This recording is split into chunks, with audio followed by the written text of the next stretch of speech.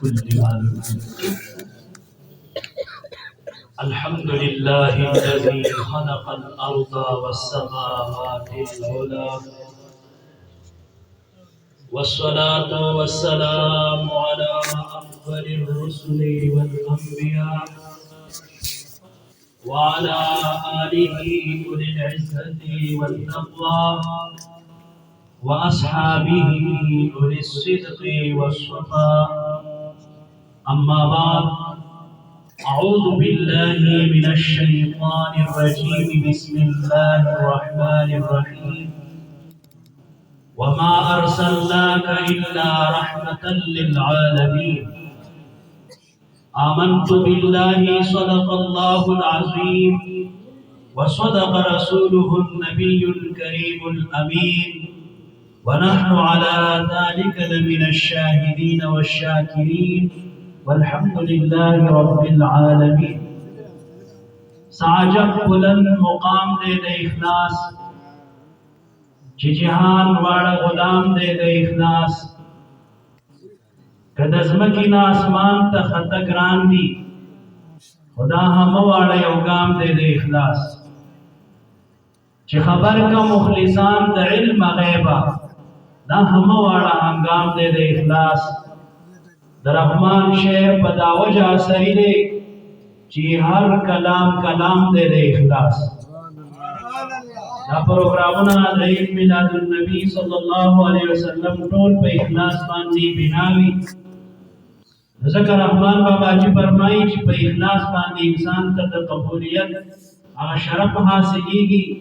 او پہ اخلاص باندی انسان لویو لویو درجوں ترسی. إِلَّا اللَّهُ وَمَلَائِكَتَهُ يُصَلُّونَ عَلَى النَّبِيِّ يَا أَيُّهَا الَّذِينَ آمَنُوا صَلُّوا عَلَيْهِ وَسَلِّمُوا تَسْلِيمًا. شوق سر درود شریف. الصلاة والسلام عليك يا سيدي يا رسول الله، وعلى آلك وأصحابك يا سيدي يا حبيب الله. اللهم صل على محمد وآله وعترته بعدد كل ما نبلك. محترم علماء کرام، مجلس پاک کے ناس، مشائخ اعظام، خصوصاً صدر مجلس حضرت علامہ مولانا پیر طریقت رہبر شریعت مولانا معین الدین صاحب دامت برکاتہم العالیہ، حضرت العلامہ مولانا شیخ الحدیث والقرآن پیر طریقت و رہبر شریعت مولانا محمد روشن صاحب دامت برکاتہم العالیہ، حضرت العلامہ مولانا شیخ الحدیث والقرآن حضرت شیخ پیر طریقت رہبر شریعت مولانا پیر سید صاحب، او خصوصاً حضرت العلامہ مولانا شیخ الحدیث والقرآن پیر طریقت رہبر شریعت زما استاذ محترم حافظ محمد صاحب دامت برکاتہم العالیہ. نور دلری زینا و دلیجدی زینونا راغلی میلمنو مشرانو کشرانو، ننچدا بابرکتا محفل جوڑ دے د جشن عید میلاد النبی صلی اللہ علیہ وسلم پبارکی. دی بارکی ما دا قرآن عظیم الشان یو آیتی کریمہ تلاوت کرے دے. اللہ رب کریم دی مانا دا صحیح وینا و منگٹولنا دا عمل کولو توفیق را نصیب. وزما بیان کی دی خبر تسوچ بھی چی مونگا کم پروگرام ترازو نو یوازی ناتوانی ندا چی سیو واوریدو او ذکر یو کناریو لگولی دی سر سر پکار دا چی مونسس نفم کو دخبرو آقایت نزان خبرو. آیتی کریمہ چی ما تلاوت کرے دے وما ارسلناک الا رحمتا للعالمین. دی سر دو خبری متعلق دی چاگزا بیانوما.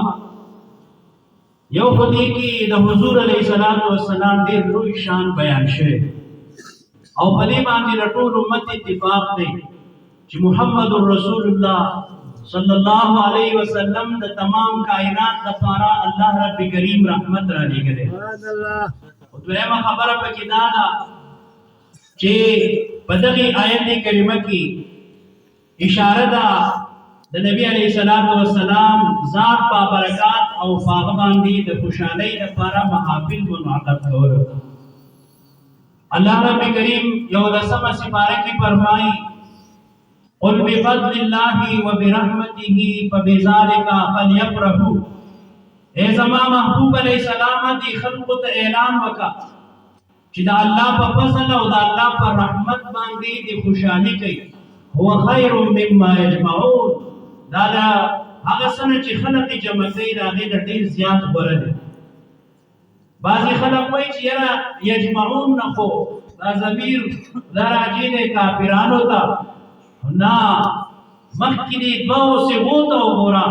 الله رب کریم فرمایي بفضل الله وبرحمته فبذلك فليفرحوا. دا الله په فضل او په رحمت باندې خوشحالي وکړي. کوم چې علماء دیوبند دي هغه کې یو مشهور عالم دی اشرف علي تانوی صاحب. هغه د دې آیت کریمه په تفسیر کې لیکي چې د الله جل جلاله فضل او د الله رحمت څوک دی. هغه انسان دې ته مجبور کوي چې د الله رب کریم د ټولو نه لوی فضل او د رب کریم د ټولو نه لوی رحمت هغه ذات با برکات د محمد رسول الله علیه وسلم. او الله رب کریم موږ ته حکم کوي چې تاسو دغه په ذات باندې خوشحالي وکړئ. ولی الله پاک فرمایي وما ارسلناک الا رحمتا للعالمین. علماء کرام ناس دي ما او الا کی دا خبر ثابت شوه چې دا صرف د حضور علیه السلام خصوصیت دی چې هغه د تمام عالمینو دپاره رحمت دی. داسې په کائنات کې بل هیڅوک نشي کېدی چې د عالمینو دپاره رحمت وکړي. قرآن عظیم شان کې د حضور علیه السلام دپاره څو صیغې څو الفاظ استعمال شوي. یو دا چې دا د الله فضل دی. رسول الله علیه السلام د الله لوی فضل دی. دویم دا چې حضور علیه السلام د الله پاک رحمت دی. دریم دا چې حضور علیه السلام د الله پاک نعمت دی. واما بنعمت ربک فحدث. الله رب کریم فرمایي اے زما محبوبا زما په نعمتونو باندې چرچا کوه، خلقو ته بار بار بیانوه، اعلانونه کوه، د دې نشر اشاعت کوه زما نعمتونه. نعمت څه شی دی؟ امام بخاری په یو جلد کې روایت ذکر کوي. په روایت د عبدالله ابن عباس رضی الله عنهما ومحمد نعمت الله. محمد نعمت الله. دویم جلد محمد رسول الله علیه السلام دا الله لوی نعمت دی. واما بنعمت ربک فحدث. الله رب کریم قرآن عظیم شان کې د محبوب شان فرمایي الله دې زموږ د خو خلقو سره مینه پیدا کړي. زړه پیدا حضور دین راټینګول پکار دی. الله رب کریم فرمایي الا بذکر الله تطمئن القلوب. دا الله په ذکر باندې زړونو ته سکون ملاويږي. قاضی آیات صاحب شفا شریف کې د دې آیت سره فاته لیکي ومحمد وبمحمد صلی الله علیه وسلم تطمئن القلوب. ومحمد رسول الله علیه السلام باندې زړونو ته سکون ملاويږي. محترمو مسلمانانو، بعضی ناپوهه خلک چې د دین نه خبر نه دي، زه چې کومه خبره کوم انشاءالله چې څوک ژوندی یم د هغې ذمهوار هم یم. محترمو بعضی خلک وایي یاره دا میلاد په کوم کتاب کې راغلی. ناپوهه دي، دې سره دلیل نشته، دې پوهه نه دي، دې کتلي نه دي. یو عدم علم دی، هغه دپاره بیا دا وینا نه ده پکار چې دا نشته. ویره زما په علم کې نشته. صحیح خبره څه ده چې ټول علما یې کوي، ټول مسلمانان یې کوي، تر هغه دنیا د پیدایش نه یو کار را رواني او ته یې چې نشته، نو بیا پته لګي چې ستا دې دماغو کې لږ فرق دی. ته خپل علاج وایي دا نشته. هلکه دا نشته، دا خو ته وایې چې نشته، دا کتلی نه دی. وایي دا په کوم کتاب کې دي؟ نو اول ورته ساده جواب ورکوي، وایي دا د عشق په کتاب کې دي. میلاد النبی علیه السلام جلسه دا په کوم کتاب کې ده؟ دا د عاشقانو د محبت په کتاب کې ده. نو ته د عشق او محبت نه څه خبرې؟ دا خو داسې ځای کې وخت تېر کړی دی،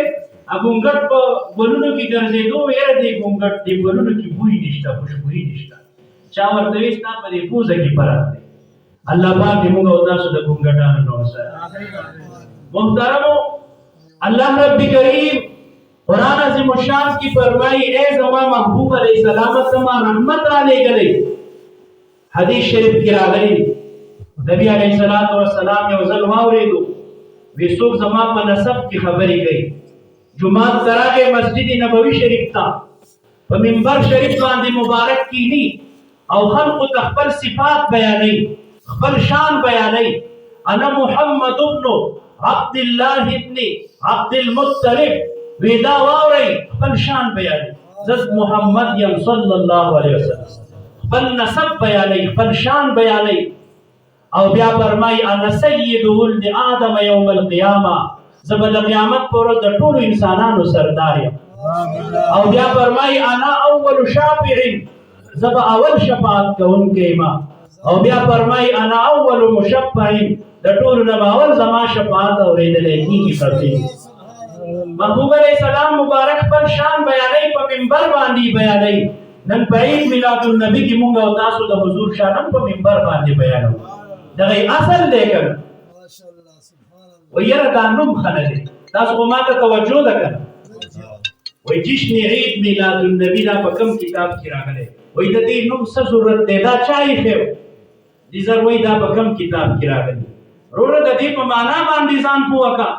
د جشن معنا د خوشحالي په اردو نه بس جشن څه ته وای خوشحالي ته جشن څه ته وای خوشحالي او عید هم خوشحالي ته وای عید څه ته وای زموږ استاد اصطلاح کې موږ عید دی اختر دی خوشحالي ده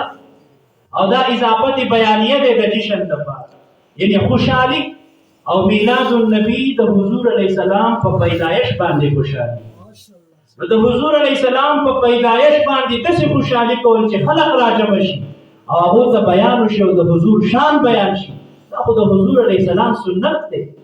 تما سره په لفظ باندې په نوم باندې په اسم باندې جګړه کې دا ستاسو د جهالت علی انتها رونو دا بدعت نه دی بلکې دا عبادت دی عید میلاد النبی جشن عید میلاد النبی سره دا لوی عبادت دی ما سره داسې کتابونه هم شته الحمدلله چې څوک وایي نو ورته ښودی شو چې جشن عید میلاد النبی ته چې په سم نیت باندې رالي په صحیح نیت رالي او کومه دعا دې په زړه کې وه د دې مبارک محفل د خاطره به الله پاک ستا هغه دعا نه رد کوي ولې دا پروګرام دا د درودونو پروګرام دی ته وایې چې یاره دا لیټونه پکې ولې لګېدلي او ګلونه ولې لګېدلي او دا پوسټرې ولې چاپ شوي دا ټول بدعات دي الله رب کریم قرآن کې ما ته حکم کړی چې بل یفرحو خوشحالي پکار ده خوشحالي کوئ دا یې نه ده ویلي چې یاره یو ګنټه خوشحالي وکړئ یا یو ګز خوشحالي وکړئ یو لیش خوشحالي وکړئ دا یې موږ ته نه دي ویلي یفرحو چې څومره خوشحالي پکې کولی شي او په څه طریقه باندې کولی شي او طریقه یې دا ده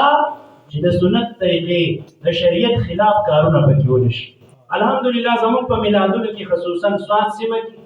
موږ هغه میلاد کوو چې د قرآن د تلاوت نه شروع شي په دې باندې د اعتراض شته دی نه قرآن په تلاوت باندې ته پکې بیا د نبی علیه السلام نافرماني بیان شي په دې باندې اعتراض شته دی نه جي بیا د حضور علیه السلام صفات بیان شي په دې اعتراض شته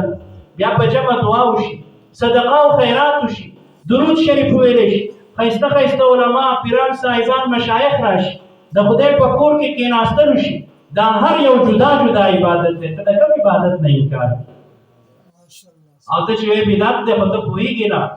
بدعت څه ته وایي بدعت دې ته وایي چې په دین کې یو نوی کار راوباسي څنګه نوی کار چې نه نبي علیه السلام کړی نه صحابو کړی نه تابعینو کړی نو زما خفګان په دې دی چې دا بدعت صرف ما ته را متوجه کېږي زما د اهل سنت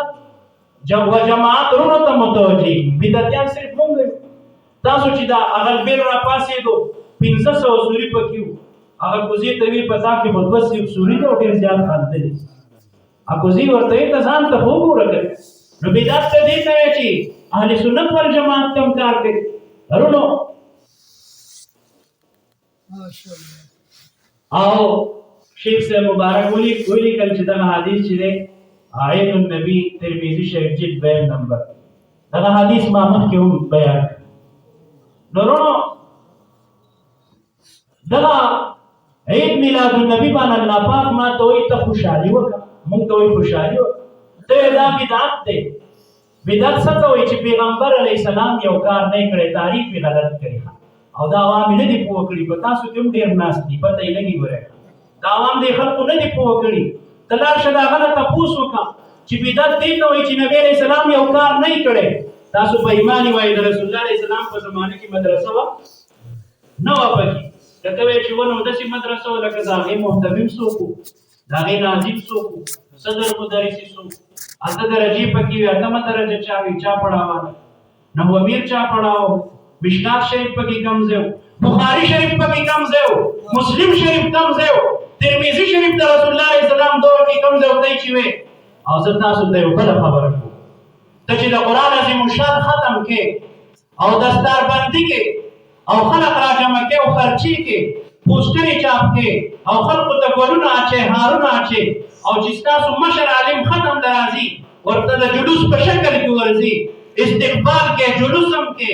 جمعات کې خلق هم کې نه خرچي هم کې او ماشومان دې را جمع کړي دستار بنديان وته هم کې نو که صدر نه تاسو وکم او ته د خپل مشر نه تاسو وکي چې آیا رسول الله عليه السلام د ختم قرآن جلسه کړې ده چې تای کې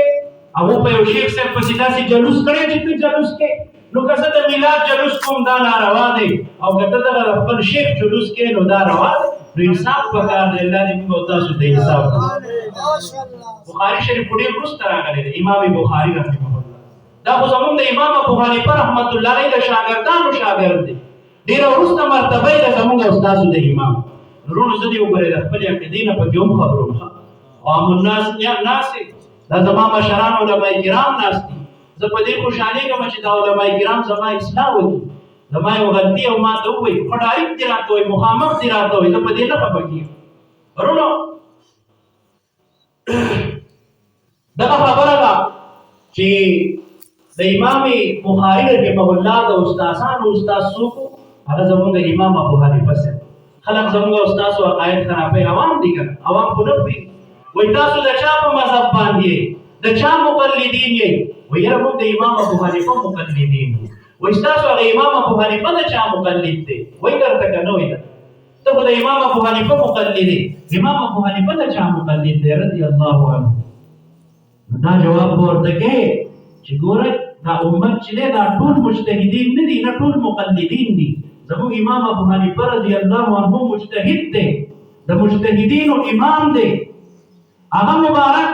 هغه چې تقلید شروع کې خو بیا به فتنه جوړه شي هغه به د چا تقلید دی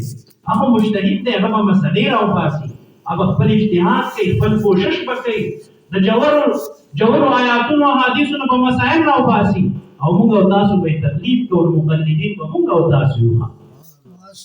یاره وایي دا ورځ خاص کول پکې ښه نه دي ورځ به نه خاص کوي نو بیا سړی خفه شي هلکه دا تاسو چې هر کال له ورځ خاص کوئ تاسو ګورئ نه چې ختم القرآن جلسه ده او د مخکې نه چې وله ورځ خاص کړي یو میاشت مخکې په 12 تاریخ پی په 10 تاریخ پی په 20 تاریخ پی ولې دا ورځ خاص کول ناروا نه دي ته چې په دې سپیکر باندې اعلان کوې چې په 10 بجې د فلاني جنازه ده ولې وله وخت خاص کوې خو چې مړ شو بغیر د وخت د تخصیص نه یې ښه دا د بدعاتو بابونه دي خلکو ګناه کړي صرف او صرف دا چې د نبی علیه السلام د شان بیانولو نه خلک قرار شي الحمدلله تاسو ګورئ چې د ربیع الاول شریف میاشت شروع شي په سپیکرو باندې به بیانونه شروع شي دا ربیع الاول کې دا میلاد نشته او دا ګناه ده او دا بدعت دی لکه حکم خو لکه کم قسم بدعت دی دې ته کم قسم بدعت دی اول خو بدعت حکم نه دی حکم خدا دی چې یا وایي حرام دی یا وایي مکروه دی بیا چې بدعت دی نو کم بدعت دی بدعت سیئه دی ولې بدعت سیئه دی وایي نبي علیه السلام نه دی کړی نبي علیه السلام په ډېرې اجتماعګانې تاسو کوئ هغه یې نه دي کړي 3 ورځې اجتماع کوئ دا کم کتاب کې راغلی رسول الله علیه السلام 3 ورځې اجتماع کوي ته به یې ثابت کړي ستا مشران پلار به دې ثابت نه کړي 3 ورځې اجتماع نه ده کړې چېرته رسول الله علیه صحابه ونه ده کړې تابعین ونه ده کړې ته به تابعین ونه ده کړې او که چا ثابت کړه زما میلاد د بدعت ثابت کړي او خپل اجتماع د سنت ثابت کړي په خدای قسم چې دا عقیده ورته پرېږدم هغه زما شیخ او الحمدلله د دې مشرانو صاحبانو په دعاګانو سره الله رب کریم موږ ته دا ښودلي دي او دا ګوره یاد وساتئ دا عقاید او دا مسائل دا په خدای قسم موږ ته 15 14 کاله مخکې رسول الله علیه السلام په خپله باندې وویل حذیفہ رضی اللہ عنہ مبارک عمر رضی اللہ عنہ ته فرمای اے عمر رضی اللہ عنہ دا حذیفہ رضی اللہ عنہ ډیر صاحب کشف صحابي دی وی رسول الله علیه السلام ته ډیر د غیب خبرونه او د غیب او د علومو بیان کړي رسول الله علیه السلام ته ډیر خبر کړي نو عمر رضی اللہ عنہ حذیفہ سے تو رسول الله علیه السلام ته ډیر بیانات کړي او د فتنو بیان کړي چې فتنې به شروع شي هغه فتنې به کله شروع کیږي مونږ خو نه کتي حذیفہ رضی اللہ عنہ ته فرمایي چې ته ژوندی نو د فتنو دروازه به بند دی چې ته کله وفات شي نو د فتنو دروازه به کولاو شي دا روایت په مختلفو سندونو سره مختلفو محدثینو ذکر کړي بیا چې عمر رضی اللہ عنہ د دنیا نه پرده کیږي نو ورو یو لویه فتنه شروع شوه هغې ته فتنه د خوارجو وایي فتنه د چا ورته وایي د خوارجو دا عقیده وه چې بس صرف خدای منو رسول منو نور هیڅ نه منو قرآن او حدیث منو بل هیڅ نه منو دې زمانه کې د خوارجو په نوم باندې څوک نشته او چې د هغې نوي بدل کړی او کار کوي نو هغه تاسو ټول پېژنئ یې که نه پېژنئ نه عالم منم نه پیر منم نه بزرګ منم صرف قرآن او حدیث منم هلکه چې دا نه منې صحابه نه منې خو دا دین ټول ټوټې نه قرآن او حدیث به منې خو په روشنایي د مجتهدینو کې به یې منې ته خو مجتهد نه یې چې په قرآن او حدیث باندې ته عمل وکړې یا په نور خلق راوال نو فتنه د خوارجو جوړه شوه عثمان غنی رضی الله عنه باندې د حملې کوشش وکړه حضرت علی شیر خدا رضی الله عنه مبارک فتوا نوجوانان زامن لیږي حسن او حسین په دروازه کې ودرېږي وای خبردار چې حضرت عثمان غنی رضی الله عنه ته څوک نقصان ونه رسوي دواړه ځوانان ولاړ دي خو خوارجو څه چل وکړو په دیوال باندې راواغوښتو عثمان غنی رضی الله عنه څه کوي د قرآن عظیم شان تلاوت کوي فسيكفيكهم الله وهو السميع العليم تلاوت کوي او په دغه وخت کې خوارج پرې راځي او حمله کوي او په قرآن له پاسه باندې شهید کوي او وینې دې تویېږي هغه خوارج په مختلفو جامو باندې ګرځي نومونه یې بدل شو بیا یوه لویه فتنه چې وه هغه د شیعه او روافظو راوړه شیعه روافظ ډېر خطرناکه فرقه ده ابوبکر رضی الله عنه شیخین چې کوم دي او عمر فاروق رضی الله عنه ته دې ته کافر وایي دې ته مرتد وایي عثمان غنی رضی الله عنه تعالی عیاذ بالله مرتد وایي دې ټولو پیشنګویانې مخکې زما رسول الله علیه السلام ورکړي هغه ډېره خطرناکه فرقه ده شیعهګان الحمدلله اهل سنت والجماعت موږ ته هغه عقیده زموږ مشرانو را رسولې ده چې نه موږ خوارج او نه روافظ او شیعهګان بیا دا فتنې رسول الله علیه السلام ښودلې دي نور را روانې وي د حسن بصري رحمت الله علیه کې یو مولا داسې و چې هغه وایي زه صرف قرآن او حدیث منم او نور هیڅ نه منم دا د صحابو خبرې نه منم دا د مجتهدینو خبرې نه منم حسن بصري رحمت الله علیه به پوه کوو بیا دا خبره نوره هم تیزه کړه خبره یې دې ته ورسوله زه ولي نه منم د ولي کرامت نه منم او خبره یې دې ته ورسوله زه ایثار ثواب نه منم په خپل عمل باندې به خلاصېږي هلکه په خپل عمل به څنګه خلاصېږي د بل په عمل باندې به نه خلاصېږي چې صرف په خپل عمل به خلاصېږي چې صرف په خپل عمل خلاصېږي بیا پې جنازه ولیکې خو چې مړ شي او کندې ته وروغورځو په خپل عمل باندې به خلاص شي نه زموږ عقیده دا ده چې دا جنازه به وشي د دې په برکت باندې به الله پاک بخي کړي فرقه د معتزله به جوړه شو حسن بصري رحمت الله علیه هغه معتزلي ته ویل ته درکېږه زما مجلس ته بیا مه راځه هغه یې لږ هغه یو ډله جوړه کړه هغه ځان له یو نوم کېښود اصحاب العدل والتوحید اصحاب العدل والتوحید دا یو بېله عقیده ده دوی وایي چې په الله باندې واجب دي چې دی به عدل کوي او دا پې ضروري دي او دا لازم دي نو دا یو بېله ډله جوړه اصحاب العدل والتوحید دغه فرقه ورکه شوه نوم اوس تاسو معتزله کتلي دي نوم اورېدلی و دی نه خو نوم بدل شي اوس به هغه کس ته مونږ معتزلي وایو چې څوک د اولیاو کرامت نه مني چې اولیاو کرامت نه مني قرآن نه مني قرآن کې الله وایي د اولیاو کرامت حق احادیثو کې د اولیاو شان بیان شوی هغه ډله به مونږ په دې پېژنو چې ایثار ثواب ته مني بس خپل عمل به کوې چا ته ثواب نه رسي هغه خلک خو شته که نه عملونه نو بله ډله چې کوم دا هغه دا راووته چې هغه قدریه وه شرط آیت دا لیکلي زه پورې له ځانه نه یم لګیا بیا مرجعه راووته مرجعه وایي دا خو دا عقیده ده چې صرف لا اله الا الله محمد رسول الله وایه نور چې کومه ګناه کوي او چې څه کوي هغه کوه تا ته څه عذاب نشته صرف کلمه دې ویلې تا به خدای پاک بخي او مسلم شریف دغه احادیث پکې ذکر کوي چې کوم دا هغه بیا دغه راو جبریه راووتو. جبریه چې کوم وکړه هغه وی چې بس هر څه چې دا به خدای کوي، کته هر څه کې کنه داستان دي، داستان عمل نه دا خدای کا هر څه خدای کوي، بل ته هیڅ هم نشي کول. دې ته جبریه شرع قاعده لیکلي، خیال هم لیکلي، نبراس هم لیکلي، دا هم د عقاید ټولو کتابونه دي. بس وروي چې څنګه دا یعنی خدای کوي، بل ته هیڅ نشي کول. بل عقیده د اهل سنت والجماعت وا زموږ د عقیده دا چې صحابه هم حق دي، زموږ د عقیده دا چې مجتهدین هم حق دي، موږ به د هغو تابعداري کوو. اولیاء او کرامت حق دي قبل الوفات وبعد الوفات. کرامات الاولیاء حق قبل الموت وبعد الموت. اولیاء او کرامات حق دي د مرګ نه مخکې هم او د مرګ نه وروسته هم. او بل زموږ د عقیده دا چې انسان ګناه کوي او د هغې سزا به ورته میلاویږي، الله ته اختیار ورکړی دی. که د ثواب کار نه الله پاک به ورته د هغې اجر ورکوي. ورونو د عید میلاد النبي مبارکي د اهل سنت والجماعت خبرې ته زه راورسېدم، د هغو عقیده دا ده چې عید میلاد النبي دا د برکتونو کار دی، دا د ثوابونو کار دی،